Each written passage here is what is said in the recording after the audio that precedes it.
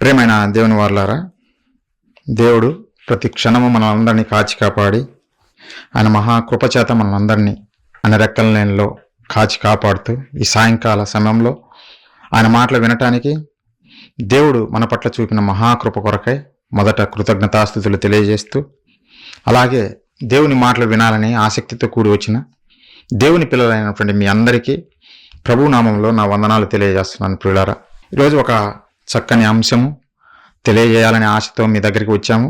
అది రక్షకుడు ఎవరు, ఎందుకు రక్షణ, ఏ విషయంలో మనకు రక్షణ కావాలి అనే విషయాన్ని మీకు బైబిల్లో నుండి కొన్ని వాస్తవాలు తెలియజేయాలనే ఆలోచనతోటి సహోదరుడు అంజన్ కుమార్ ఇక్కడ మీటింగ్ అరేంజ్మెంట్ చేశాడు. ప్రార్థన చేసుకుని మనము ప్రారంభించుకుందాం. ప్రియులారా, తలలు ఉంచినట్లయితే అందరము ప్రార్థించుకొని ప్రారంభించుకుందాం. మహాపరిశుద్ధుడా, ప్రేమగల మా కన్న తండ్రి, మీ పరిశుద్ధమైన, ఘనమైన, శ్రేష్టమైన, మహోన్నతమైన మీ నామానికి వందనాలు, స్తోత్రాలు తండ్రి. గడిచిన కాలమంతా మమ్మల్ని అందరినీ కాచి కాపాడి మా బ్రతుకు దినంలో మరొక దినాన్ని ఇచ్చి తండ్రి, మీ పిల్లలుగా సంఘముగా ఒక చోట చేర్చి మీ మాటలు వినటానికి మా పట్ల మీరు చూపినటువంటి కృప కొరకై కృతజ్ఞతలు తెలియజేస్తున్నాం తండ్రి. దేవా, జీవము కలిగిన మీ మాటలు కొన్ని మీ పిల్లలకు తెలియజేయాలని ప్రయత్నపడుచుండగా చెబుతున్న నాకు సమయోచితమైన జ్ఞానమును తండ్రి, వాక్ శక్తిని, అలాగే వింటున్న మీ పిల్లలకు తండ్రి విని గ్రహించే మనసును ప్రసాదిస్తారని వేడుకుంటూ ఈ మీటింగ్లో తండ్రి ఆది నుండి అంతం వరకు సమస్తము సవ్యంగా మీ నామానికి మహిమకరంగా మాకు ఆశీర్వాదకరంగా జరిగిస్తారని వేడుకుంటూ తండ్రి ఈ ప్రార్థన మా ప్రభువును, మా రక్షకుడును, మీ ప్రియ కుమారుడైనటువంటి క్రీస్తు వారి పుణ్యనామాన అడిగి వేడుకొనుచున్నాము తండ్రి, ఆమేన్. ప్రియులారా, ఎవరు రక్షకులు, అలాగే ఎందుకోసము రక్షణ అవసరము అనే విషయాలు కొన్ని మనము ధ్యానిద్దాం. ప్రియులారా, దేవుడు మన కోసము రాయించినటువంటి బైబిల్ మహాజ్ఞాన గ్రంథంలో నుంచి మనం ఆలోచిద్దాం. ప్రియులారా, మీ అందరికీ తెలుసు, ప్రతి దేశానికి రక్షణ వ్యవస్థ అనేది ఒకటి ఉంటుంది. ప్రతి దేశానికి.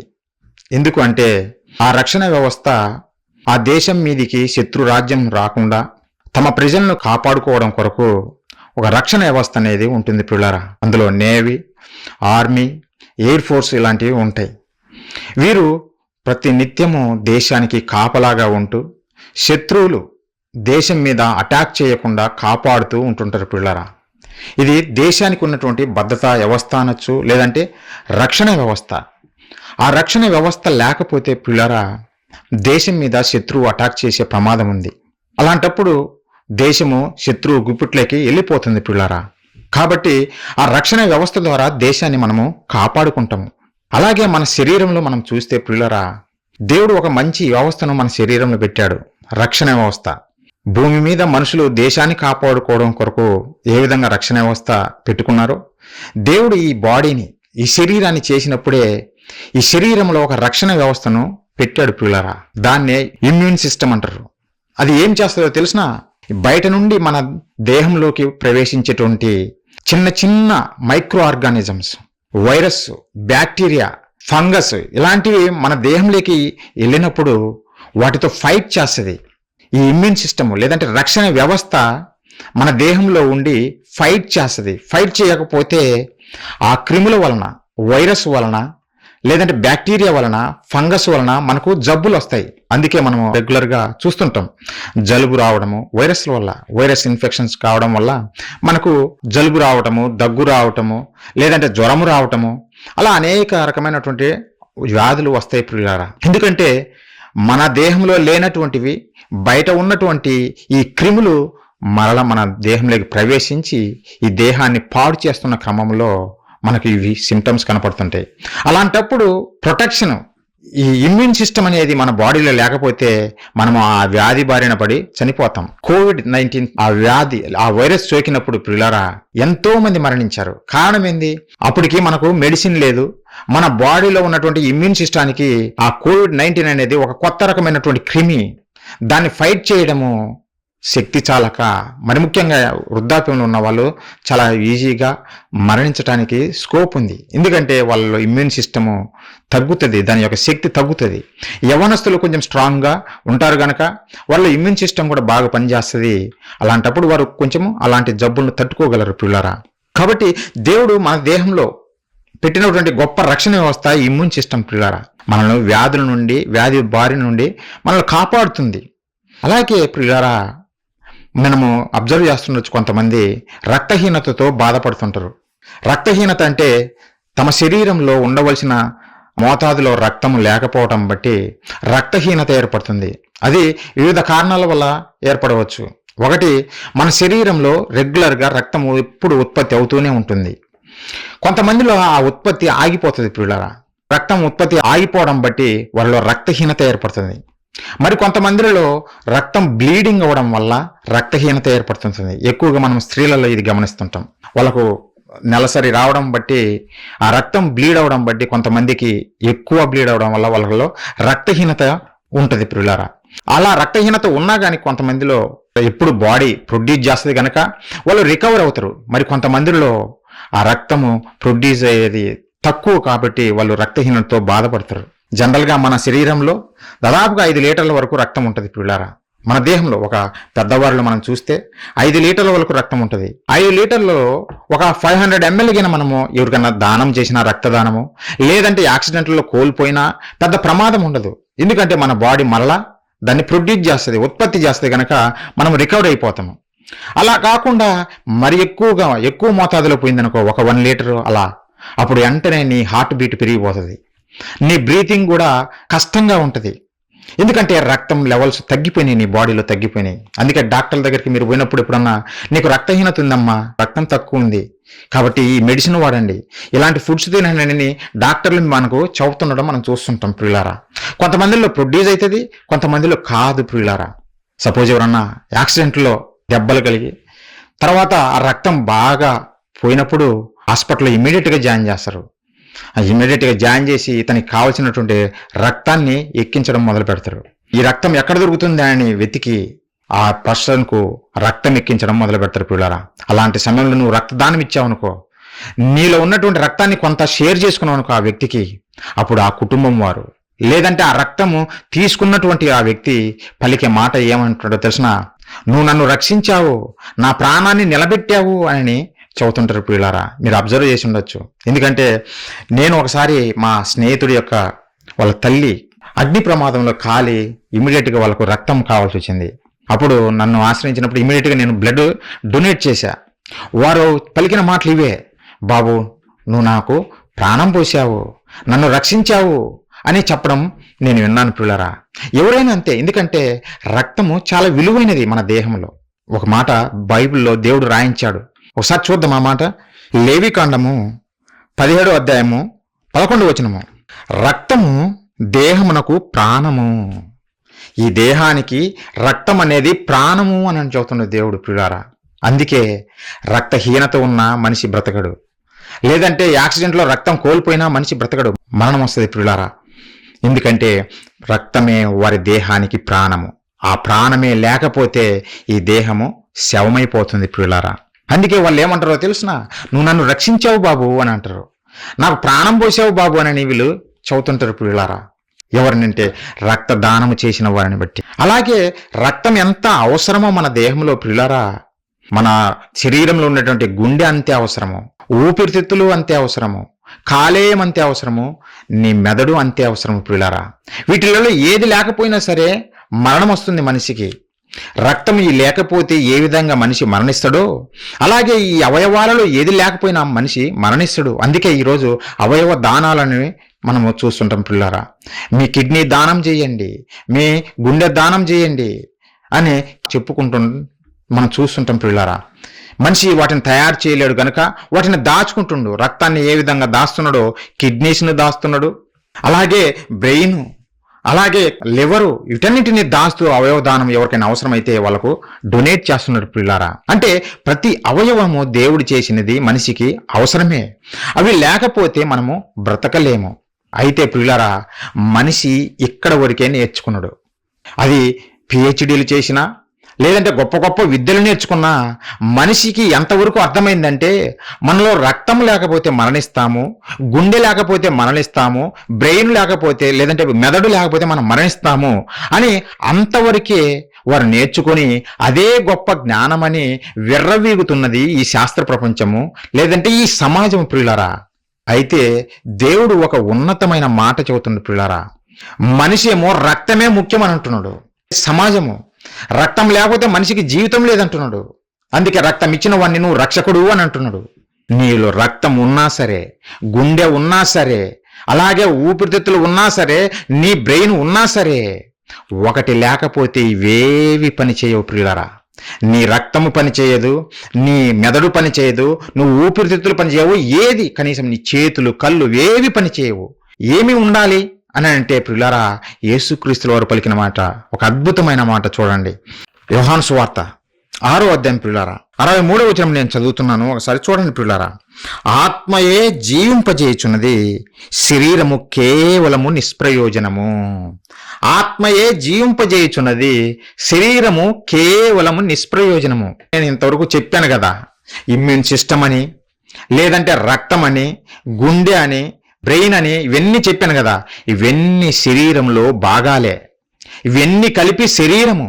యేసుక్రీస్తుల వారు ఒక ఉన్నతమైన మాట చెబుతున్న పిల్లరా, అదేమిటంటే ఆత్మయే జీవింపజేయుచున్నది గాని శక్తి, ఆత్మ అంటే మహాశక్తి, ఆ శక్తే నిన్ను జీవింపజేయుచున్నది కానీ శరీరము, రక్తము, శరీరం అంటే ఈ రక్తము, ఈ గుండె, ఈ బాడీలో ఉండే ప్రతి పాటు అంత శరీరం కిందకి వస్తాయి.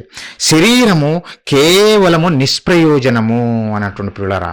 నిష్ప్రయోజనము, వేస్ట్, ఎందుకు ఉపయోగపడనిది. అదేంది వేస్ట్ ఎలా అవుతుంది అని మీకు డౌట్ రావచ్చు పిల్లరా. వేస్ట్ ఎలా అవుతుంది? ప్రభువు చెప్పాడంటే అది 100% కరెక్ట్ పిల్లరా. మనిషి ఏమో రక్తము ముఖ్యం అనుకుంటున్నాడు, రక్తము చాలా ముఖ్యము, చాలా అవసరం అని అనుకుంటున్నాడు.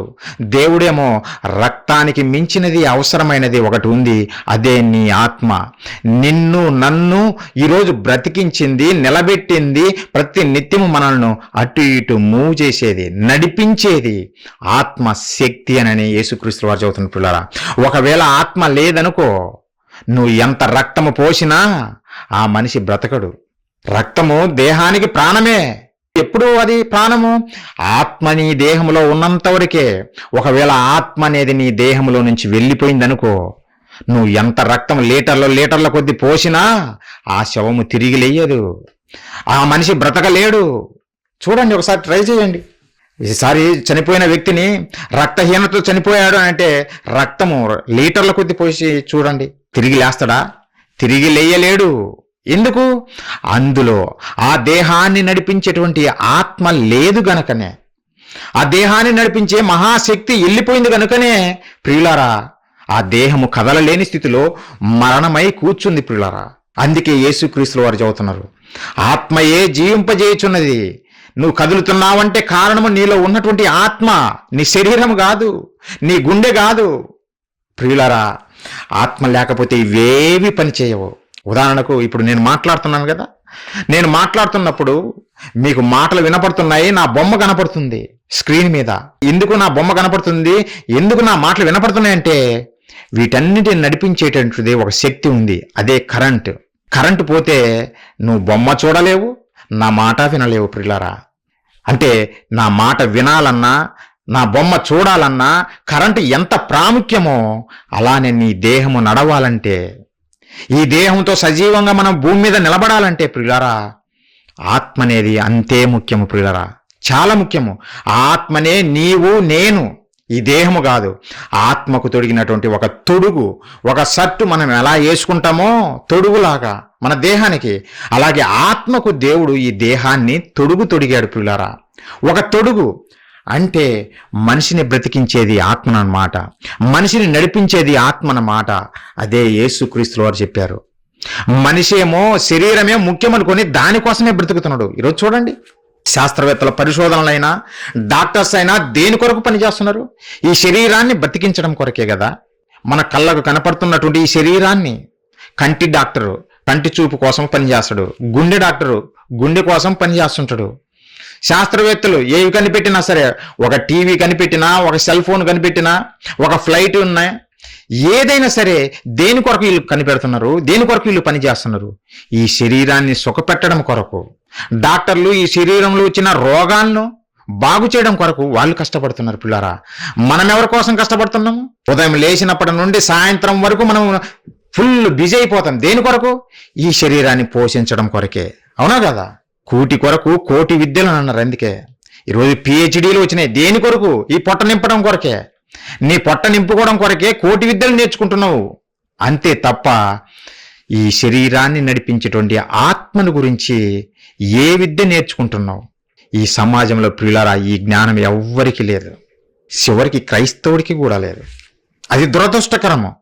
మహాజ్ఞాన గ్రంథమైనటువంటి బైబిల్ మన చేతిలో పెట్టినా మనవారు దేనికోసం పరగలవుతారంటే శరీర సంబంధమైన కోరికలే, శరీర సంబంధమైన ఆశీర్వాదాలే. నీలో ఉండేటువంటి ఆత్మను గురించి ఆలోచించవా? ఆలోచించరు. లోకానికి ఈ జ్ఞానము, ఈ సత్యం తెలియదు గనక వారు పరుగులు తీస్తున్నారు. దేనికోసము? దేనికోసం అంటే పొట్టను నింపడం కొరకు. అది ఏ పైననే చేస్తారు. పనులు చేసుకొని బతుకుతున్నారు. చెయ్యొద్దని నేను అనటం లేదు ప్రియులారా. కానీ ఈ దేహాన్ని నడిపించేటువంటి ఆత్మ నీలో ఉంది. అది నీవే. ఆ ఆత్మ గురించి నువ్వు ఆలోచించాలనే సంగతి తెలియదా? మర్చిపోయావా? ఈ లోకంలోకి వచ్చేసి మర్చిపోయావా? ఈ సమాజం అంతా మర్చిపోయింది ప్రియులారా. దురదృష్టవశాత్తు క్రైస్తవులు కూడా మర్చిపోయారు. నిజంగా చూడండి, ఎక్కడైనా చూడండి బోధలు. ఏ మీటింగ్ కన్నా వెళ్ళండి, ఇదే బోధలు. శరీరాన్ని ఏ విధంగా సుఖపెట్టాలి, శరీరానికి ఏ అవసరమో దానికి సంబంధమైన బోధలే. అమ్మ రోగంతో ఉన్నారా? రండి, యేసు నిన్ను స్వస్థపరచును. మీకు పిల్లలు లేరా? రండి, యేసు గర్భఫలం మీకు ఇస్తాడు. పెళ్లి కాలేదా? రండి, పెళ్లి చేస్తాడు. ఇలాంటి బోధలే గాని ప్రియులారా, ఆత్మజ్ఞానం ఎవరైనా బోధిస్తున్నారా? ఆత్మజ్ఞానము బోధించటానికే సహోదరుడు అంజన్ కుమారు ఇక్కడ ఈ మీటింగ్ అరేంజ్మెంట్ చేశాడు. మేము వచ్చింది ఆత్మజ్ఞానం నేర్పడానికి వచ్చాము, కానీ ఈ శరీర సంబంధమైన బోధలు నేర్పటానికైతే మేము రాలేదు ప్రియులారా. శరీర సంబంధమైన బోధలు అవసరం లేదు, చేయాల్సిన అవసరం లేదు ప్రియులారా. దేవుడే ఈ శరీరాన్ని చేసినప్పుడు శరీరానికి అవసరమైనవన్నీ ఈ ప్రకృతిలో పెట్టాడు, వాటిని అనుభవించమని చెప్పాడు. మరలా వాటి గురించి సపరేట్ బోధలేంటి? 6 దినాలు కష్టపడ్డాడు దేవుడు ఈ శరీరాన్ని మనల్ని పోషించడం కొరకు, ఈ శరీరాన్ని సుఖపెట్టడం కొరకు. 6 విశ్వదినాలు, ఎన్నో వందల కోట్ల సంవత్సరాలు దేవుడు కష్టపడి మన పాదాల కింద పెడితే మరలా అది చాలదనక మరలా అవే బోధలు. క్రైస్తవుడు అలా ఉండకూడదు. క్రైస్తవుడు ఆత్మజ్ఞానము నేర్చుకోవాలి. ఆత్మజ్ఞానం ఈ సమాజానికి నేర్పాలి. సమాజము ఆగిపోయింది. ఈ శరీరమే ముఖ్యమనుకున్నది, ఈ శరీరం కొరకే బ్రతుకుతుంది. కానీ దేవుడు ఒక స్టెప్ ఫార్వర్డ్ చేసి ముందు నిజంగా మనకు అత్యున్నతమైన జ్ఞానాన్ని నేర్పుతున్నాడు. అదే బాబు, శరీరం కాదు నిన్ను నడిపించేది, శరీరంలో రక్తం ఉండబట్టి కాదు నువ్వు బ్రతికి ఉంది. నీ శరీరంలో ఉన్నటువంటి మహాశక్తి అయినటువంటి నీవు అనే ఆత్మ, ఆత్మ నీలో ఉంది గనుకనే నువ్వు బ్రతుకుతున్నావు, బ్రతికి ఉన్నావు. ఎప్పుడైతే ఆత్మ నీలో నుండి వెళ్ళిపోతుందో ఈ శరీరం ఎందుకు పనికిరాదు అని యేసుక్రీస్తు వారు చెప్పారు పిల్లరా. అదే అంటున్నాడు, ఆత్మయే జీవింపజేయుచున్నది గాని శరీరం కేవలం నిష్ప్రయోజనము. మరి నిష్ప్రయోజనమైనటువంటి శరీరం కొరకు బోధలు చేసేవారిని ఇంకేమనాలి? ఆలోచించండి. నిష్ప్రయోజనమైనటువంటి ఈ దేహము కొరకు నువ్వు బోధలు చేస్తే దేవుడు సంతోషిస్తాడా? దేవుడు సంతోషించకుండా ఏమని చెబుతున్నాడు ఒకసారి చూడండి. బైబిల్లో నేను చెప్పటం లేదు ప్రియులారా, నేను చెప్పటం లేదు, దేవుడు చెప్పిన మాటలే మీరే చూడండి. కొరింథీయులకు రాసినటువంటి మొదటి పత్రిక ప్రియులారా 15వ అధ్యాయము 19వ వచనం నేను చదువుతున్నా. ఈ జీవిత కాలము మట్టికే మనము క్రీస్తునందు నిరీక్షించిన వారమైన యెడల మనుషులందరికంటే దౌర్భాగ్యులమై ఉందుము. మనుషులందరికంటే దౌర్భాగ్యులమై ఉందుము. ఎందుకంటే ప్రియులరా, ఈ జీవితకాలం మట్టికే నువ్వు ఆలోచిస్తున్నావు. ఈ జీవితకాలంలో ఎలా సుఖించాలా, ఎలా ఆశీర్వాదాలు పొందాలని క్రీస్తు దగ్గరికి వచ్చావు. అదే కదా ఈ జీవితకాలం అంటే. 60-70 సంవత్సరాలు ఈ భూమి మీద మనము జీవిస్తాం ప్రియులరా. 60-70 సంవత్సరాల కాలంలో నీకు అవసరమైన వాటి కొరకు నువ్వు దేవుని దగ్గరికి వస్తే, క్రీస్తు దగ్గరికి వస్తే, ఈ శరీరాన్ని పోషించుకోవడం కొరకు క్రీస్తు దగ్గరికి వస్తే మనుషులందరికంటే దౌర్భాగ్యులు అని అంటుండే ప్రియులారా. మరి మనం ఎలా ఉండాలి? దౌర్భాగ్యులుగా ఉండాలనా, లేదంటే దేవుడు మెచ్చే ప్రజలుగా ఉండాలనా? ఆలోచించండి ప్రియులారా. దేవుడు చెప్పాడు, ఆల్రెడీ క్లియర్గా చెప్పాడు. ఏమని? ఈ శరీర సంబంధమైన కోరికలు కోరవద్దు నన్ను, అలాంటివి కోరితే మనుషులందరికంటే దౌర్భాగ్యులు అని అన్నాడు. మనం జాగ్రత్త పడాలి. మిమ్మల్ని జాగ్రత్త పరిచే మాటలే మీకు తెలియజేస్తున్నాయి. మీకు వాస్తవాలు తెలియజేసి దేవునికి ఇష్టలైన ప్రజలుగా మీరు కూడా మారాలనే ఆశతోటి ఈ మాటలు తెలియజేస్తున్న ప్రియులారా. మనుషులకు ఇష్టలుగా కాదు, దేవునికి ఇష్టలుగా మారాలి. మనము దేవునికి ఇష్టలుగా మారాలి. దేవునికి ఎప్పుడు ఇష్టలు అవుతాం? ఆత్మజ్ఞానము నేర్చుకున్నప్పుడే, ఆత్మ సంబంధమైన క్రియలు మనం నెరవేర్చినప్పుడే, దేవుడు కోరుకున్నట్టుగా బ్రతికినప్పుడే. దేవుని కోరిక ఒకటి, మనిషి చేసేది ఒకటి. ప్రియులారా, క్రైస్తవుడిగా మనం అలా ఉండకూడదు. ఈ సమాజాన్ని మార్చాల్సింది క్రైస్తవుడే. ఈ సమాజానికి వెలుగు క్రైస్తవుడే. మరి క్రైస్తవుడే అంధకారంలోకి వెళ్ళిపోతే, క్రైస్తవుడే తప్పుదావులోకి వెళ్ళిపోతే, మరి ఈ సమాజాన్ని ఎవరు సత్య మార్గంలో నడిపిస్తారు? ఈ సమాజాన్ని ఎవరు సన్మార్గంలో నడిపిస్తారు? ప్రియులరా, దేవుడు అంత గొప్ప భాగ్యాన్ని మనకి ఇచ్చాడు. ఈ లోకానికి మీరు వెలుగు. మీరే వెలుగును ప్రకాశింపజేయాలి ఈ సమాజానికి. మీ వలనే వారికి సత్యం తెలియబడాలి అని ఈ మహాజ్ఞాన గ్రంథం మన చేతులు పెట్టాడు ప్రియులారా. కాబట్టి ఆలోచించండి. ఆత్మయే జీవింపజేయుచున్నది, శరీరం కాదు. ఇప్పుడు దాకా మోసపోయారేమో, శరీరం నన్ను పోషిస్తున్నది, శరీరం నన్ను బ్రతికిస్తున్నదని.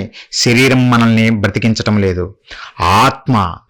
మరి ఆత్మ జీవింపజేస్తున్నప్పుడు ఆత్మ కొరకు మనం ఆలోచించాలా లేదా? ఆత్మ ఏముందండి, అంతా బాగానే ఉన్నాము. 60-70 సంవత్సరాల మంచిగా బాల్యం అనుభవించాము, యవనం అనుభవించాము, వృద్ధాప్యం అనుభవించాము, అన్నీ చూశామండి, మాకే డోకా ఉంది అని మీరు అనుకుంటున్నారా? లోకంలో ఇలానే అనుకుంటారు. మరణించేంత వరకు వారు ఆత్మ సంబంధంగా ఏం ఆలోచించరు పిల్లరా. తర్వాత అర్థమవుతుంది. ఏమర్థమవుతుంది తర్వాత? ఏం జరుగుతుంది తర్వాత? ఈ భూమిని విడిచిన వెంటనే మనిషికి ఏమి జరుగుతుంది అని ఆలోచిస్తే ప్రియులారా, మార్కు సువార్త 9వ అధ్యాయం 48వ వచనం ప్రియులారా, నరకమున వారి పురుగు చావదు, అగ్ని ఆరదు. నరకమున వారి పురుగు చావదు, అగ్ని ఆరదు. నీ ఆత్మ ఈ భూమిని విడిచిపెట్టిన వెంటనే ఈ శరీరం ఇక్కడే ఉండిపోతుంది. బంధువులు వచ్చేసి ఆ శరీరాన్ని పూడ్చిపెట్టేస్తారు. కానీ ఈ శరీరంను విడిచిపెట్టినటువంటి ఆత్మ ఉంది కదా, పురుగు అంటున్నాడు, ఆ పురుగు నరకం లేకి జారిపోతుంది. అక్కడ యుగ యుగాలు కాలడమే. అగ్ని ఆరదు, పురుగు చావదు. అక్కడ ఏడ్పును, పండ్లు కొరుకుటయు ఇవే ఉంటాయి తప్ప ఇంకా ఏమి ఉండవు. కానీ మనిషి ప్రియులరా, ఈ లోక బాంధవ్యాలను చూసి అవే నిజమనుకొని వాటి మాయలోనే పడిపోయి ఈ శరీరం కొరకే బ్రతికి చివరికి నరకానికి జారిపోతుంది ప్రియులరా. మనము అలా ఉండకూడదు. మనం ఈ శరీరం గురించి ఆలోచించకుండా ఈ శరీరాన్ని నడిపించేటటువంటి నీవు నేను అనే మహాశక్తి అయినటువంటి ఆత్మను గురించి ఆలోచిద్దాం. ఆ ఆత్మను మనం కాపాడుకుందాం. ఆ ఆత్మ నరకంలోకి జారిపోకుండా కాపాడుకుందాం ప్రియులరా. కాపాడుకోకపోతే నిత్యము కాలాలి. ఒకరోజు ధనవంతుడు ప్రియులారా, ఈ భూమి మీద ధనవంతుడు ఎలా ఉంటాడో నీకు తెలుసు. దేవుని జ్ఞానం లేనటువంటి ధనవంతులు, దేవుని జ్ఞానం ఉన్న వాళ్ళ గురించి నేను చెప్పటం లేదు. దేవుని జ్ఞానం లేనటువంటి ధనవంతులు ఎలా ఉంటారు? సుఖించుము, తినుము, త్రాగుము, ఎంజాయ్ చేయి, ఇప్పుడు కాకపోతే మరెప్పుడు ఎంజాయ్ చేస్తావు అన్న విధంగా బ్రతుకుతారు పిల్లారా. అవునా? అవును. ఒకరోజు ఒక ధనవంతుడు ఇలానే ప్రతిరోజు సుఖపడుతుండేవాడంట. ప్రతిరోజు, ఈరోజు వద్దులే గ్యాప్ ఇద్దాము అనుకోవట్లే, ప్రతి దినము సుఖపడుతున్నాడంట. ఎంతకాలం సుఖపడుతుడు? భూమి మీద మనిషి ఆయుష్కాలము 60-70 సంవత్సరాలు. ఈ 60-70 సంవత్సరాలు సుఖపడ్డావు, ఇంకా సుఖపడుతూనే ఉంటావా? నువ్వు సుఖపడాలన్నా నిన్ను దేవుడు ఉంచడు ఈ భూమి మీద. వచ్చేయి, తిరిగి వచ్చేయి అని నీ ఆత్మను ఈ దేహంలో నుంచి లాగేస్తాడు, తీసేస్తాడు. అలానే ఒకరోజు ధనవంతుడి పరిస్థితి జరిగింది ప్రియులారా. భూమి మీద ఉన్నంత కాలము ఎలా తినాలా, ఎలా త్రాగాలా, ఎలా సుఖించాలా ప్రతి దినము సుఖిస్తూ ఉన్నాడు. ఒకరోజు రానే వచ్చింది, అదే డెత్ డే, అదే మరణం వచ్చింది ఒకరోజు అతనికి. మరణం అయిన తర్వాత అతని పరిస్థితి ఎలా ఉందో తెలుసా? అప్పటి వరకు ఏమనిపించలేదు మహానుభావుడు ధనవంతుడికి. ఎందుకంటే చుట్టూ జనాంగం ఉన్నారు, చుట్టూ భోజనం ఉంది, నీ ఇష్టం వచ్చింది అనుభవించవచ్చు. బయటికి వెళ్తే అందరూ ధనవంతుని మాటనే వింటారు. నువ్వు చెబితే ఆర్డర్ వేస్తే క్షణాల్లో జరిగిపోతాయి. కానీ మరణమైన తర్వాత అలా లేదు ప్రియులారా. అతనికి ఎలాంటి పరిస్థితి వచ్చిందో ఒకసారి చూద్దాం. లూకా సువార్త 16వ అధ్యాయం మనం చూడగలిగితే 22వ వచనం ప్రియులారా, 22వ వచనం నుంచి, ఆ దరిద్రుడు చనిపోయి దేవదూతల చేత అబ్రహాము రొమ్మున ఆనుకొనుటకు కొనిపోబడెను. ధనవంతుడు కూడా చనిపోయి పాతి పెట్టబడెను. ధనవంతుడు కూడా ఎవరైనా మరణించాల్సిందే. ధనవంతుడు లేదు, పేదవాడు లేదు, స్త్రీ అని లేదు, పురుషుడని లేదు, వృద్ధుడని లేదు, బాలుడని లేదు, ఎవరికైనా మరణము తథ్యం. మరణం అనేది రావాల్సిందే. ధనవంతుడు భూమి మీద ఉన్నంత కాలము మరణం గురించి ఆలోచించలేదు. కానీ మరణం ఆగిపోతుందా? వచ్చేసింది, బాబును తట్టింది. 23వ వచనము, అప్పుడు అతడు పాతాళంలో బాధపడుచు. అదేంటి, భూమి మీద సంతోషించావు, భూమి మీద సంతోషించావు కదా, మరి పాతాళంలో కూడా సంతోషించవచ్చు కదా? కుదరదు. భూమి మీద ఉన్నప్పుడు నీ శరీరం గురించి నువ్వు ఆలోచించావు. అందుకే దేవుడు పాతాళానికి పంపించాడు. అక్కడ పరిస్థితి ఎలా ఉందో ఈ ధనవంతుడే చెబుతున్నాడు. చూడండి, ధనవంతుడే చెబుతున్నాడు. అతడు ఏమంటున్నాడు? అప్పుడు అతడు పాతాళంలో బాధపడుచు కన్నులెత్తి దూరం నుండి అబ్రహామును అతని రొమ్మున ఆనుకొని ఉన్న లాజరును చూచి, తండ్రివైన అబ్రహామా, నా యందు కనికరబడి తన వేలుకొనను నీళ్ళలో ముంచి నా నాలుకను చల్లార్చుటకు లాజరును పంపుము, నేను ఈ అగ్ని జ్వాలలో యాతన పడుచున్నాను కేకలు వేసి చెప్పాను. ఈ అగ్ని జ్వాలలలో వ్యాతన పడుచున్నాను, కనీసం ఒక బొట్టైన నీరు నాకు ఇవ్వండి, దప్పికేస్తుంది తండ్రివైన అబ్రహామా. ఆ లాజరు గారు నాకు తెలుసు, లాజరు నాకు తెలుసు. భూమి మీద ఉన్నప్పుడు లాజరు నా ఇంటి గేటు దగ్గరే ఉండేవాడు.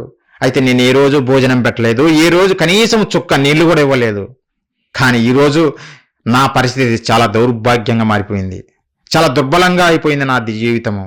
అబ్రహామా, తండ్రివైన అబ్రహామా, ఆ లాజరు నాకు తెలుసు, దయచేసి లాజరును పంపించు. తన ఏలుకొన నీటిలో ముంచి ఒక చుక్క నా నాలుకకు వేస్తాడు. అప్పుడు నా దాహం చల్లారుతుందేమోనని వేడుకుంటున్నాడు. భూమి మీద ఉన్నప్పుడు అందరినీ ఆర్డర్ చేసావు, అది చెయ్యి ఇది చెయ్యి అని ఆర్డర్ చేసావు. ధనవంతుడు గనక ఆడికి పోయేసరికి రిక్వెస్ట్ చేసుకుంటున్నాడు. ప్రియులారా, ఎందుకు ఇలాంటి పరిస్థితి వచ్చింది? ఎందుకు ఈ ధనవంతుడికి ఇలాంటి పరిస్థితి వచ్చింది అని అంటే ఒకటే ప్రియులారా, భూమి మీద బ్రతికినప్పుడు అతడు ఆలోచించింది తన శరీరం గురించే, తన దేహము గురించే. లోకమైతే ఏది చెబుతున్నదో ఇదే ముఖ్యము, రక్తము ముఖ్యము, గుండె ముఖ్యము, నీ మెదడు ముఖ్యము, ఏది చెబుతుంది అదే అనుకున్నాడు. మంచిగా మనం ఎక్సర్సైజ్ చేయాలి బ్రదర్, లేదంటే మంచి ఫుడ్ తినాలి brother. Better food better life అంటే మంచి ఫుడ్ తింటే మంచి లైఫ్ అంట, మంచి లైఫ్. అదే పాటించాడు ఈ ధనవంతుడు. మంచిగా తినాలా, తర్వాత చచ్చి నరకంలో కాలాల, అక్కడ చుక్క నీరు కూడా దొరకని పరిస్థితి. ప్రియులారా, ఒక క్రైస్తవుడిగా మనం అలా ఉండకూడదు. ఎందుకంటే ఈ మహాజ్ఞానం మనకే నేర్పాడు దేవుడు, సమాజానికి తెలియదు ఇది. సమాజానికి ఏం తెలుసు అంటే భూమి మీద ఉన్నప్పుడు ఎంత దోచుకోవాలా, ఎంత సుఖపడాలా, ఇవే ఆలోచిస్తాడే తప్ప ఈ ఆత్మ గురించినటువంటి ఆలోచన ఈ మనిషికి లేనే లేదు. కానీ మనకు ప్రభువులు వారు నేర్పుతున్నారు, ఆత్మయే జీవింపజేయుచున్నది. ఆ ఆత్మను నువ్వు మరిచిపోతే, ఈ భూమి మీద బ్రతికున్న కాలంలో నీ ఆత్మను గురించి నువ్వు పట్టించుకోకపోతే చివరికి నీకు పాతాళమే గతి, నిత్య నరకాగ్నిలో కాలిపోవాలి నువ్వు. అప్పుడు అయ్యో నన్ను రక్షించు అని నువ్వు మొరపెట్టినా రక్షించే వాళ్ళు ఎవ్వరు ఉండరు. భూమి మీద ఉన్నప్పుడే నువ్వు వేడుకోవాలి. నువ్వు పాతాళమందు పని అయిన నువ్వు ఉపాయమను ఉండనే ఉండదు. అందుకే నీ చేతికి ఏ పని వచ్చినా, దేవుని పని ఏ పని వచ్చిందని మళ్ళీ భూ సంబంధంగా ఎంత సంపాదించుకుందామని ఆ విధంగా కాదు, దేవుని పని. నీకు ఏదొచ్చినా సరే, చిన్న పని పెద్ద పని ఏదైనా నువ్వు చెయ్యగలిగితే శక్తి లోపం లేకుండా చెయ్యి.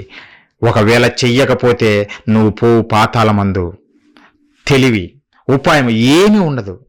నిత్యము కాలడము, పనులు కొరకడము, ఏడవడము. అక్కడ నీకు స్నేహాస్తం అందించేవారు ఎవ్వరు ఉండరు, నిన్ను ఆదుకునేవారు ఎవరు ఉండరు. ఇక్కడ ధనవంతుడు వేడుకున్నాడు, తండ్రివైన అబ్రహామా అని. మరి తండ్రిగా అబ్రహాం కనికరించవచ్చు కదా, కనికరించాలనుకున్నా కనికరించలేని పరిస్థితి. అంత ఘోరంగా ఉంటుంది పాతాళంలో పిల్లారా. కాబట్టి మనం మెలకువగలిగి జీవించాలి. మరి దేని గురించి ఆలోచించాలి భూమి మీద? ఎందుకు ఈ మాటలన్నీ చదువుతున్నానంటే, లోకము శరీరం గురించి ఆలోచిస్తుంది, శరీరమే మనల్ని బ్రతికిస్తుంది, శరీరమే మనల్ని రక్షిస్తుందని కాదు. బైబిల్ చెబుతుంది ఆత్మ నిన్ను బ్రతికిస్తుంది, ఆత్మ నిన్ను జీవింపజేస్తుంది. శరీరము కేవలం నిష్ప్రయోజనము.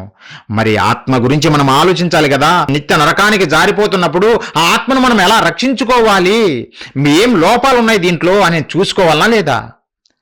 మనకు జ్వరం రాగానే డాక్టర్ దగ్గరికి పరుగులు తీస్తాం పిల్లరా, డాక్టర్ దగ్గరికి పరుగులు తీస్తాం. ఎందుకు? డాక్టర్ నాకు జ్వరం వచ్చింది, నా జబ్బు ఏంటి, బ్లడ్ టెస్ట్ చేయండి, ఏం ప్రాబ్లం, మలేరియానా, టైఫాయిడా, మరి ఏదైనా రోగం వచ్చిందా నాకు అని చెక్ చేయించుకొని మెడిసిన్ తీసుకొని బాగు చేసుకుంటాం. మరి ఆత్మ గురించి ఆలోచించవా? సమాజం ఆలోచించటం లేదు కానీ మనం ఆలోచించాలి ప్రియులారా. ఆత్మకు కూడా రోగం వచ్చేసింది. ఈ సమాజంలో ఉన్న ప్రతి ఒక్కరి ఆత్మకు రోగం పట్టేసింది. చివరికి క్రైస్తవులకు కూడా రోగం పట్టింది. ఆ రోగం పట్టిన సంగతే మర్చిపోయారు. మా ఆత్మకు రోగం పట్టిందనే సంగతే మరిచిపోయారు పిల్లరా. ఆ రోగంతోటే మనిషి మరణమవుతుండు, ఆత్మ నిత్య నరకాగ్నికి వెళ్ళిపోతుంది. ఏంటిది ఆ రోగము?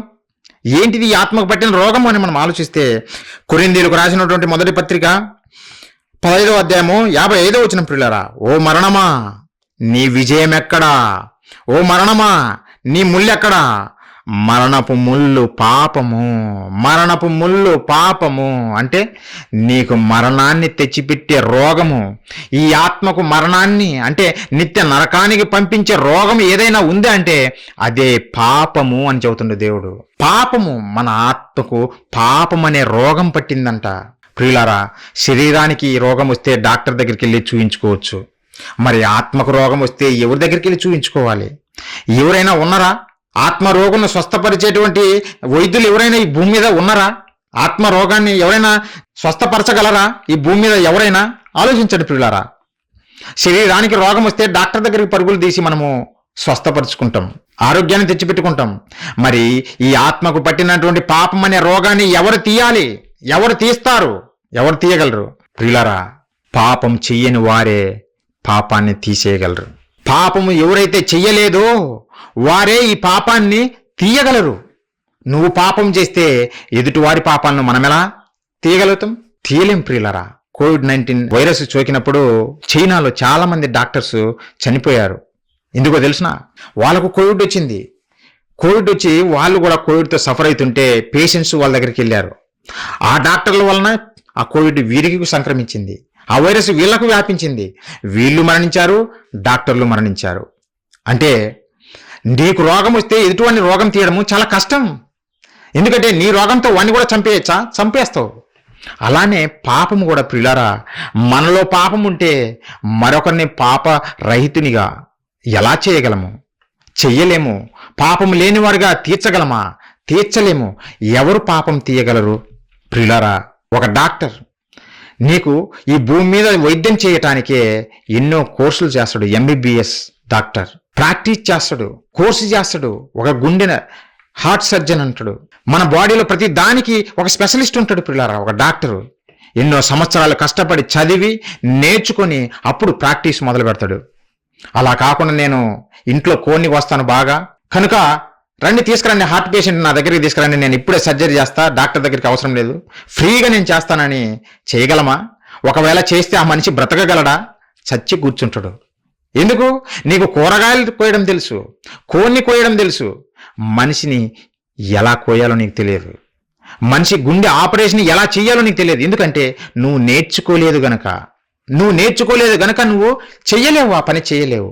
అలాగే ప్రియులారా, మనలో ఉన్నటువంటి పాపాన్ని తీసేయటానికి ఒక వైద్యుడు కావాలి. మన ఆత్మకు పట్టినటువంటి రోగాన్ని తీసేయడానికి, పాపం తీసేసే వైద్యుడు ఎవరైనా ఉన్నారా అంటే ప్రియులారా, ఒకసారి బైబిల్ చూడండి. రోమీయులకు రాసిన పత్రిక 3వ అధ్యాయము 10వ వచనము 11వ వచనం నేను చదువుతున్నా.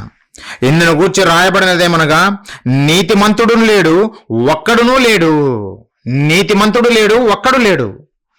మరి నీతిమంతుడు లేనప్పుడు మరొకరిని ఎలా నీతిమంతులుగా తీర్చిదిద్దుతారు? ఆలోచించండి. నీతిమంతుడు లేడు, ఒక్కడూ లేడు. నీతిమంతుడనే వాడే లేనప్పుడు మరి మిగతా వారిని ఎలా నీతిమంతులుగా తీర్చగలరా? తీర్చలేరు. అదే అధ్యాయం 23వ వచనం కూడా చూడండి. ఏ భేదము లేదు, అందరూ పాపము చేసి దేవుడు అనుగ్రహించు మహిమను పొందలేకపోతున్నారు. భూమి మీదికి పుట్టకొస్తున్న ప్రతి మనిషి పాపం చేశారు అని బైబిల్ చెబుతుంది పిల్లరా. అది వాస్తవము. మనల గురించి మనం ఆలోచిస్తే, మన ఆలోచనల గురించి, మనం చేసే పనుల గురించి మనం ఆలోచిస్తే మరొకరు చెప్పాల్సిన పని లేదు మనం ఎంత ఘోరమైన పాపులం అనే సంగతి. మనము పొద్దున లేచినప్పటి నుంచి పడుకునేంత వరకు ఎన్నో దురాలోచనలు, ఎన్నో అనవసరమైనటువంటి ఆలోచనలో తప్పిపోతున్నాము, మాటల్లో తప్పిపోతున్నాము, క్రియల్లో తప్పిపోతున్నాం. ప్రతి ఒక్కడు పాపం చేసిన వాడే ప్రియులారా. ప్రతి ఒక్కరు, ఏ భేదము లేదు. పిల్లవాడు లేదు, పెద్దవాడు లేదు, స్త్రీ అని లేదు, పురుషుడని లేదు. ప్రతి ఒక్కరము పాపము చేసిన వారమే ప్రియులారా. మరి ప్రతి ఒక్కరము పాపం చేస్తే ఈ నరులకు అంటినటువంటి పాపం అనే రోగాన్ని ఎవరు తీసివేయాలా? మరి ఈ నరులను ఎవరు నిత్యము బ్రతికించాలా? నరకము నుండి ఎవరు తప్పించాలా? ప్రియులారా, మనల్ని బ్రతికించడం కొరకే, మనకంటుకున్నటువంటి ఈ పాపాన్ని శుద్ధి చేసి పరిశుద్ధులుగా తీర్చిదిద్దడం కొరకే 2000 సంవత్సరాల క్రితం ఈ భూమి మీదికి ఒక మహనీయుడు పుట్టాడు. ఆయనే ప్రభువైన యేసుక్రీస్తుల వారు. మన కొరకే ఈ ప్రపంచంలో ప్రతి ఒక్కడు, ప్రెసిడెంట్ ట్రంప్ అయినా సరే, ధనికుడైనా సరే, పేదవాడైనా సరే, ఎవరైనా సరే, అందరము పాపము చేసిన వారమే. ఈ పాపాలన్నిటినీ తీసివేయడం కొరకే ప్రియులారా 2000 సంవత్సరాల క్రితం ఈ భూమి మీదకి వచ్చి 33 సంవత్సరాలు ఈ భూమి మీద బ్రతికి ఈ పాపపు ప్రపంచంలో బ్రతికిన, పాపం అంటించుకొనకుండా, ఏ పాపము చెయ్యకుండా పరిశుద్ధుడుగా బ్రతికినటువంటి ఏకైక వ్యక్తి, శక్తి యేసుక్రీస్తుల వారు ప్రియులారా. మన ప్రభువైన యేసుక్రీస్తుల వారు.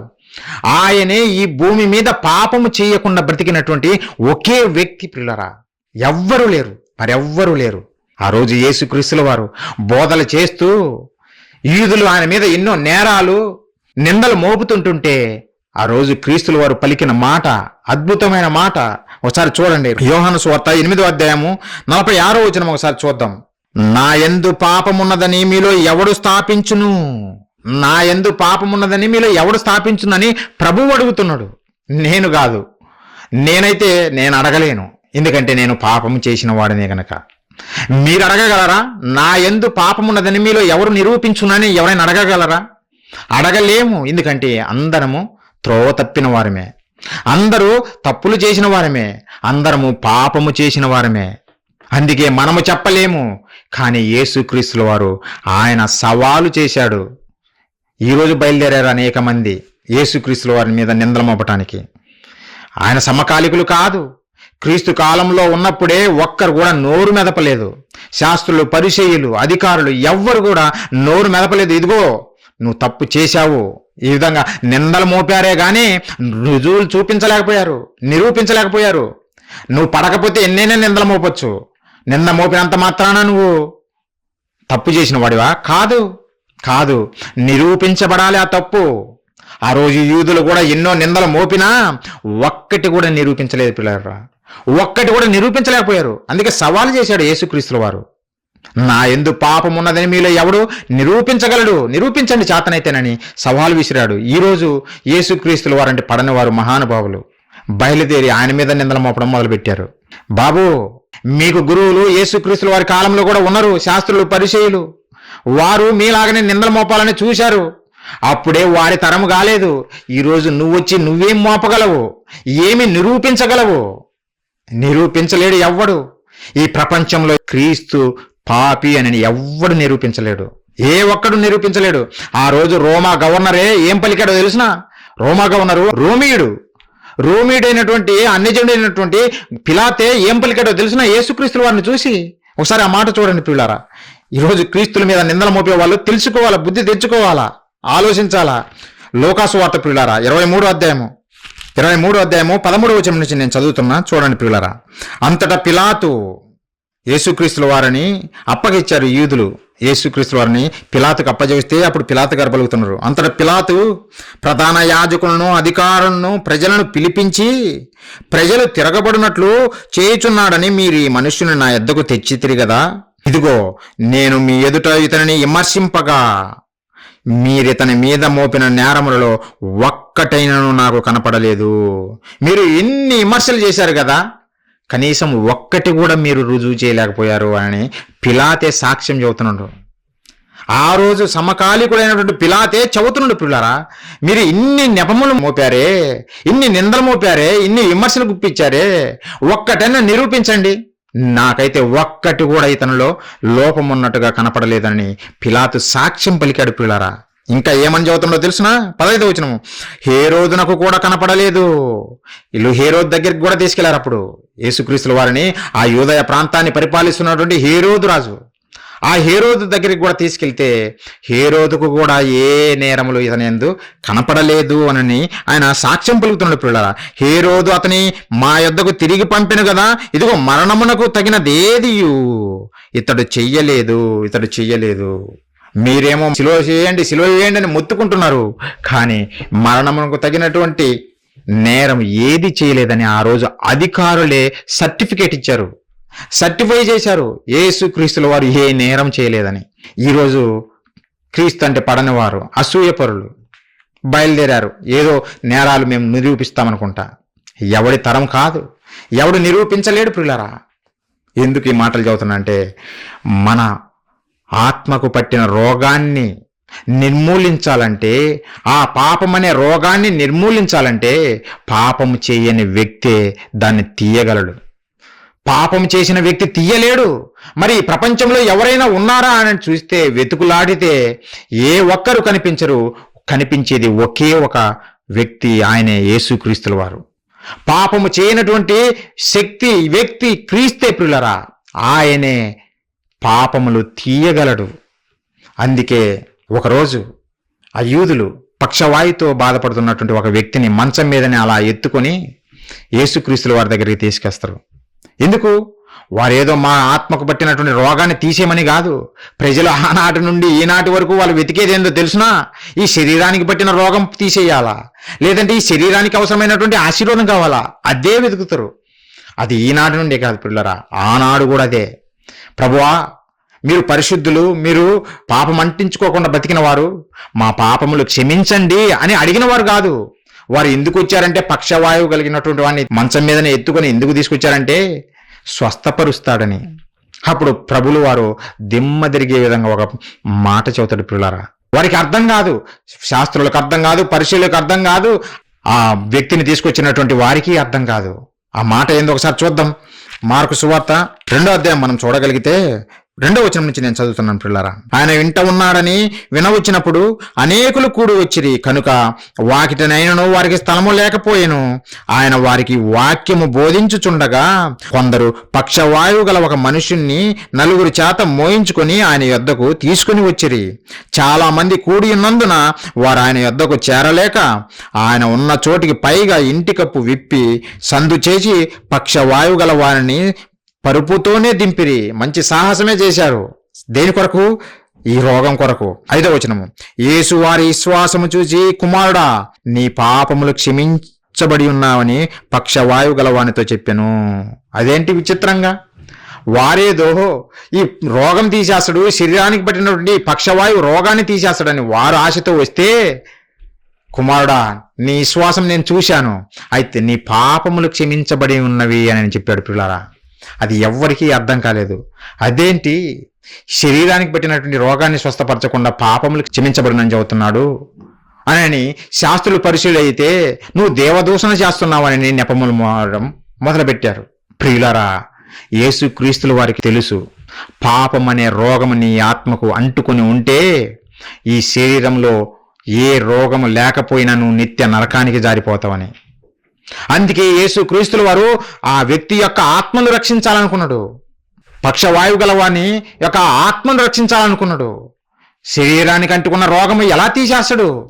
కానీ మనుషులకి ఏమర్థమైందంటే, ఈ శరీరానికి పట్టిన రోగమే ప్రాముఖ్యమైనది, ఇదే తొందరగా మనం స్వస్థత పరచుకోవాలనే ఆ విధంగా ఆలోచన చేస్తున్నారు. ఈరోజు కూడా స్వస్థత వరాలు, స్వస్థత సభలు ఇవే కదా బోధించేది.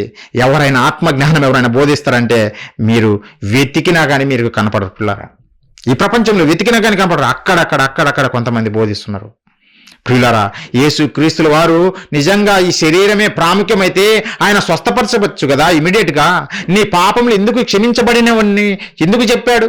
ఎందుకంటే నీ ఆత్మ చాలా అవసరము. నీ ఆత్మ నిత్య నరకాగ్నిలోకి జారిపోకుండా ఉండాలంటే మొట్టమొదటిగా నీకు రావాల్సింది రక్షణ. దేనికో తెలుసునా? నీ శరీరానికి కాదు, నీ ఆత్మకు రావాలా. నీ ఆత్మకు మొట్టమొదటిగా రక్షణ రావాలా. అందుకే యేసుక్రీస్తుల వారు, ఆయనకు తెలుసు కదా, దేవుడు కదా, దేవుని కుమారుడు కదా, ఆయనకు తెలుసు గనకనే ఆయన వచ్చినది కారణం కూడా అందుకు గనకనే నీ పాపములు క్షమించబడినవని ఒక గొప్ప వరాన్ని ఇచ్చాడు పిల్లరా. నిజంగా మన రోగము స్వస్థపరచబడిన పాపాలకి అలానే మన మీద ఉంటే మనము రక్షింపబడలేము పిల్లరా. మనము రక్షింపబడలేము. కానీ యేసుక్రీస్తు వారు ఉచితంగా రక్షణ అనుగ్రహించాడు. అది వారు సహించలేకపోతున్నారు, వారికి అర్థం కాలేదు. అందుకే 10వ వచనంలో కూడా చూడండి, యేసుక్రీస్తుల వారు చెబుతున్నారు, అయితే పాపములు క్షమించుటకు భూమి మీద మనిషి కుమారునికి అధికారం కలదు. మనిషి కుమారునికి భూమి మీద అధికారం ఉంది. దేనికి? దేని మీద అధికారము? పాపములు క్షమించటానికి. పాపములు క్షమించటానికే ఈ భూమి మీదకి వచ్చాను. ఈ మానవులందరి పాపములన్నిటినీ క్షమించడం కొరకే నేను భూమి మీదకి వచ్చాను. ఎందుకంటే ఈ పాపములు క్షమించే వారిలో ఈ మనుషులలో ఒక్కరు కూడా లేరు. అందుకే నేనే దిగాను స్వయంగా మీ అందరి పాపాలను క్షమించి నిత్య నరకానికి పోకుండా పరలోకపు కన్న తండ్రి దగ్గరికి చేర్చాలని నేను భూమి మీదకి దిగి వచ్చానని చెబుతున్న పిల్లరా. చెప్పాడు, చెప్పినట్టుగానే చేశాడు. తండ్రి సంకల్పానుసారంగా చేశాడు పిల్లరా. ఒకవేళ యేసు క్రీస్తుల వారేగిన భూమి మీదకి రాకపోతే మన పరిస్థితి నిత్య నరకము, మనందరి పరిస్థితి. ఈరోజు చాలామంది గుడ్ ఫ్రైడే అని సెలబ్రేట్ చేస్తున్నారు, పండగ చేస్తున్నారు. పండగ చేసావు, ఆయన ఎందుకు వచ్చాడో మొట్టమొదట నువ్వు గ్రహించాలి. యేసు క్రీస్తుల వారు ఈ భూమి మీదకి 2000 సంవత్సరాల క్రితం ఎందుకు వచ్చాడో నువ్వు గ్రహించాలి. ఆయన ఏమి బోధించాడో నేర్చుకోవాలి. సిలువలో పలికిన 7 మాటలు అవే బోధ చేస్తారు ఈ కాలంలో. మరి మత్తయి సువార్త, మార్కు సువార్త, లూకా సువార్త, యోహాను సువార్త, ఆయన పలికిన మాటలే కదా వరుసగా రాసి పెట్టిండ్రు భక్తులు. మరి ఆ అవసరం లేదా? లేదు. సిలువలో పలికిన 7 మాటలే కావాలి, మిగతా అవసరం లేదా? ఇలా అయితే పరలోకం చారం. యేసు క్రీస్తుల వారు ఎందుకు వచ్చారో నువ్వు తెలుసుకో, ఆయన చెప్పిన బోధలు అర్థం చేసుకో.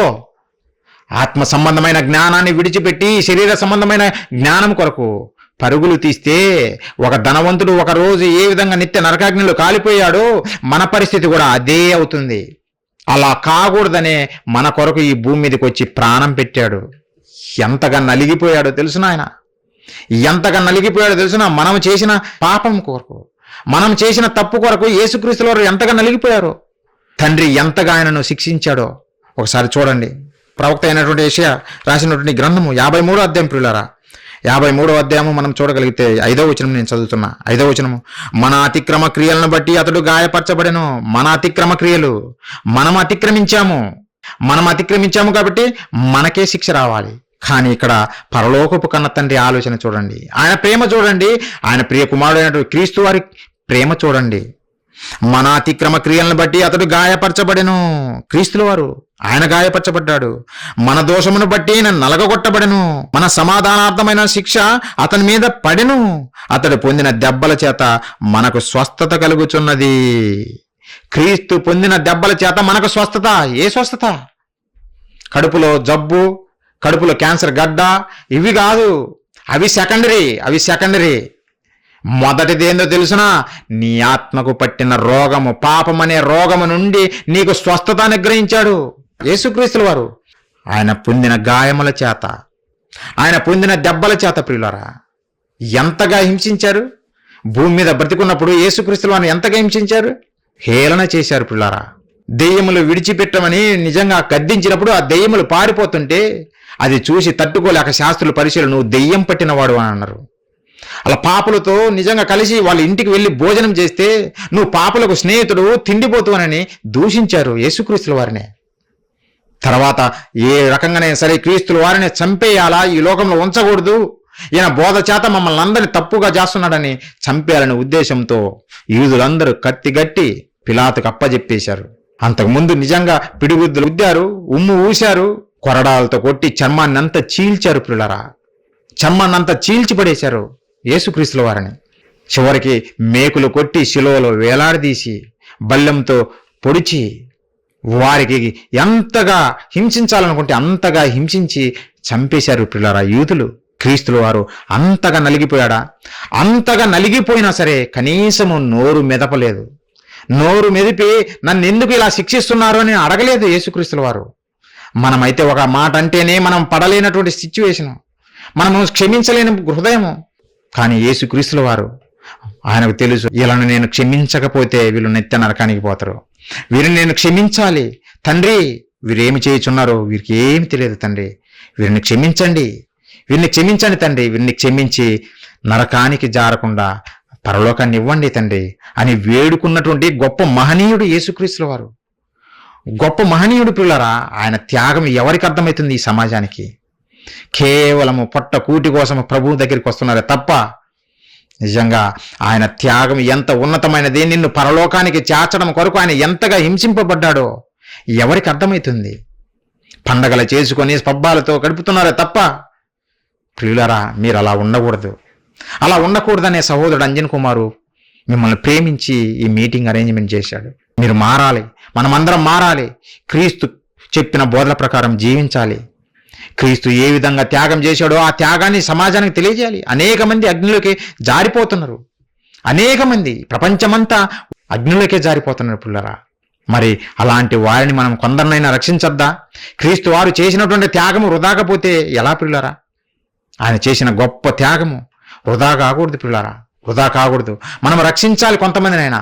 అలా చేయడం కొరకే క్రైస్ట్ చర్చ్ ఖమ్మం వారు ఇలా సహోదరులు యవ్వనస్తులందరూ కలిసి క్రీస్తు వారి త్యాగాన్ని మనం ప్రకటించాలి.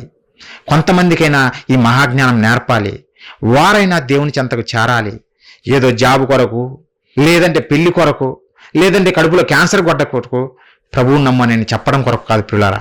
మీకు మహాజ్ఞానము నేర్పి మిమ్మల్ని పరలోకపు కన్న తండ్రి దగ్గరికి చేర్చాలని, ప్రభు చెంతకు చేర్చాలనే ఈ మాటలు చెప్పాలని ప్రతి గ్రామం తిరుగుతున్నాం. Christ church Khammam.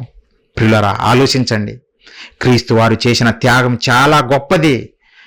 పాపము లేనటువంటి వాడిగా ఈ భూమి మీద జీవించి పాపులమైనటువంటి మనలందరినీ విమోచించాడు. ఆయనగిన విమోచించకపోతే మనకు రక్షణ లేదు. అందుకే ఈ ప్రపంచాన్ని రక్షించే ఒకే ఒక్కడు యేసుక్రీస్తుల వారు. బాప్తీసమిచ్చి యోహాను గారు క్రీస్తుల వారిని చూసి, ఇదిగో లోక పాపములను మోసుకొని పోవు దేవుని గొర్రె పిల్ల అని అన్నాడు. మోషేని చూసి చెప్పలేదు, దావీదు గారిని చూసి చెప్పలేదు, అబ్రహాము గారిని చూసి చెప్పలేదు, ప్రవక్తలలో ఎవరిని చూసి చెప్పలేదు. ఒక యేసు క్రీస్తుల వారిని చూసే లోక పాపములను మోసుకొని పోవు దేవుని గొర్రెపిల్ల. ప్రవక్తలు, భక్తులు వాళ్ళందరూ పాపం చేసిన వారే. కానీ యేసు క్రీస్తుల వారే ఏ పాపము చేయకుండా ఆయనే మన కొరకు ప్రాణం పెట్టినటువంటి మహనీయుడు. అందుకే లోక పాపములను మోసుకొని పోవు దేవుని గొర్రెపిల్ల అని యోహాను గారు పలికారు. పరలోకపు కన్న తండ్రి కూడా ఆయనకు పిచ్చిన టైటిల్ ఏందో తెలుసునా? దేవుడు పరలోకపు కన్న తండ్రి తన ప్రియ కుమారుడు చేసిన త్యాగాన్ని చూసి మురిసిపోయి ఆయనకిచ్చిన మంచి టైటిల్. చివరిగా ఆ మాట చూసి ముగించుకుందాం. ఆయన పుట్టినప్పుడే ఒక టైటిల్ ఇచ్చేశాడు యేసుక్రీస్తుల వారికి, పరలోకపు తండ్రి. మత్తయి సువార్త 1వ అధ్యాయము 21వ వచనం పిల్లారా, 21వ వచనము. ఆమె ఒక కుమారుని కనును, తన ప్రజలను వారి పాపముల నుండి ఆయనే రక్షించును. వారి పాపముల నుండి ఆయనే రక్షించును. శరీర రోగాల నుంచి కాదు, శరీర రోగాల కొరకు కాదు, మన ఆత్మకు పట్టిన రోగాలు, పాపము నుండి ఆయనే రక్షించును. కనుక ఆయనకు యేసు అను పేరు పెట్టుదు అనను. కనుక ఆయనకు యేసు. యేసు అంటే ఫుట్ నోట్ల కింద చూడండి పిల్లారా, 2 అనే అంకి కింద ఏముంది? యేసు అను శబ్దమునకు రక్షకుడు అని అర్థము. రక్షకుడు. ఏ రక్షకుడు? ఏదో బ్లడ్ తక్కువైంది గనక బ్లడ్ డొనేట్ చేసి నేను రక్షకునిగా మారాను, అది కాదు. అది ఈ భూమి మీద ఎవరైనా చేయగలుగుతారు. అది కాదు. ఉన్నతమైనది, మన పాపములను విమోచించే రక్షకుడు క్రీస్తు. అందుకే దేవుడు ఒక గొప్ప టైటిల్ ఇచ్చాడు ఆయనకు. ప్రపంచ మానవాళికి రక్షకుడు ఒకే ఒక్కడు, ఆయనే మన ప్రభువు అయిన యేసుక్రీస్తుల వారు. అలాంటి ప్రభువును నమ్ముకున్నటువంటి మనము ఎలా ఉండాలి? ప్రభువులాగా ఈ భూమి మీద జీవించాలి.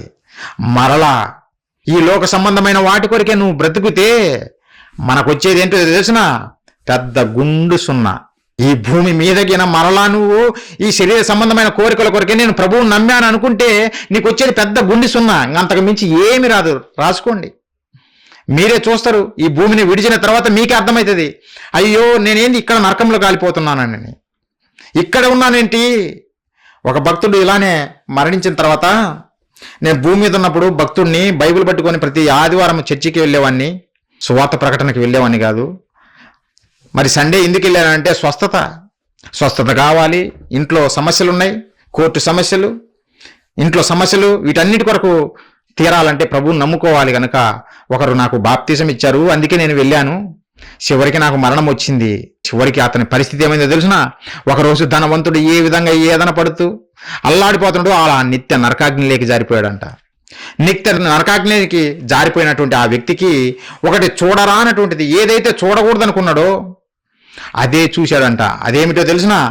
భూమి మీద ఉన్నప్పుడు ఇతనికి బోధ చేసి, బాబు నువ్వు ప్రభువుని నమ్ముకో, నీకు జాబ్ వస్తుంది, ప్రభువుని నమ్ముకో, నీకు గర్భఫలం వస్తుంది అని బోధించినటువంటి మహాబోధకుడు అతని పక్కనే ఉన్నాడంట.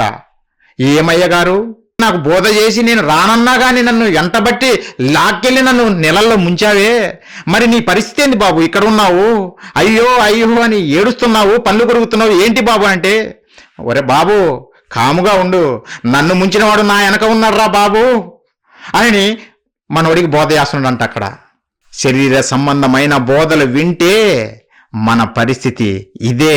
వచ్చేది పెద్ద గుండె సున్నా. దానివల్ల మీకు వచ్చే ప్రయోజనం అంటూ ఏమీ లేదు. అందుకే ఆత్మ జ్ఞానము నేర్పటానికి క్రైస్ట్ చర్చ్ ఖమ్మం వారు ప్రతి పల్లె తిరుగుతున్నాం. మీరు నేర్చుకోండి, అనేక మందికి వినిపించండి. మాకేముందు పిల్లరా, మాకేముందు, ఉచితంగా బోధిస్తాం, ఉచితంగా మహాజ్ఞానం మీకు నేర్పుతాం, దేవుని విద్యలో గొప్పవారిగా తీర్చిదిద్దుతాం. మనమందరము, మీరు నేను, మనమంతా ఒకే కుటుంబము, దేవుని కుటుంబముగా మనమందరము కలిసి దేవుని కార్యాలు చేసి దేవుని చెంతకు చేరాలని ఒక మంచి ఉద్దేశంతో ఈ కార్యాలన్నీ చేస్తున్నాం. ప్రియులారా, ఆలోచించండి. యేసుక్రీస్తుల వారి త్యాగం చాలా ఉన్నతమైనది. దాన్ని పండగకు మాత్రమే పరిమితం చేయకండి. పండగ రోజు మాత్రమే జ్ఞాపకం చేసుకోకండి. 7 మాటలు అని ఆయన పలికిన ఎన్నో ఉన్నతమైన మాటలు నేర్చుకోండి, బోధిస్తాం. మీరు నేర్చుకొని మీరు ప్రకటించండి. ఒక ఆత్మనైనా దేవుని దగ్గరికి నడిపించండి. దేవుని దగ్గర నుంచి మనకు గొప్ప బహుమానం. ప్రియులారా, మనమందరము క్రీస్తు నేర్పిన బోధలో, ఆయన చూపిన మార్గంలో నడవాలని కోరుకుంటూ, క్రీస్తు వారు మనకు అనుగ్రహించిన గొప్ప రక్షణను మనము మన తుది శ్వాస వరకు కొనసాగిస్తూ అనేక మందిని ఈ గొప్ప రక్షణ భాగ్యంలోకి నడిపించాలని నేను మనస్ఫూర్తిగా ప్రేమపూర్వకంగా మిమ్మల్ని వేడుకుంటూ ఈ నా మాటలు ముగిస్తున్నా. చివరగా ప్రార్థన చేసుకుని ముగించుకుందాం. పిల్లారా, అందరూ తల్ల ఉంచినట్లయితే ప్రార్థించుకుందాం. మహాపరిశుద్ధుడా, ప్రేమగల మా కనతండ్రి, మీ పరిశుద్ధమైన, ఘనమైన, శ్రేష్టమైన, మహోన్నతమైన మీ నామానికి వందనాలు, స్తోత్రాలు తండ్రి. మీ మాటలు ఎంత ఉన్నతమైనయో, మీ ప్రేమ ఎంత గొప్పదో మీ మాటల ద్వారా కొన్ని మీ పిల్లలకు తెలియజేశాను నాయన. తండ్రి, మా అపరాధముల చేత, పాపముల చేత చనిపోయినటువంటి మమ్మల్ని, నిత్య నరకాగ్నికి జారిపోతున్నటువంటి మమ్మల్ని విడిచిపెట్టక మీ ప్రియ కుమారుని భూమి మీదికి పంపించి, దేవా, ఆయన శిలువ త్యాగము ద్వారా ప్రజలందరికీ మీరు అనుగ్రహించినటువంటి గొప్ప రక్షణ భాగ్యం కొరకే కృతజ్ఞతలు తండ్రి.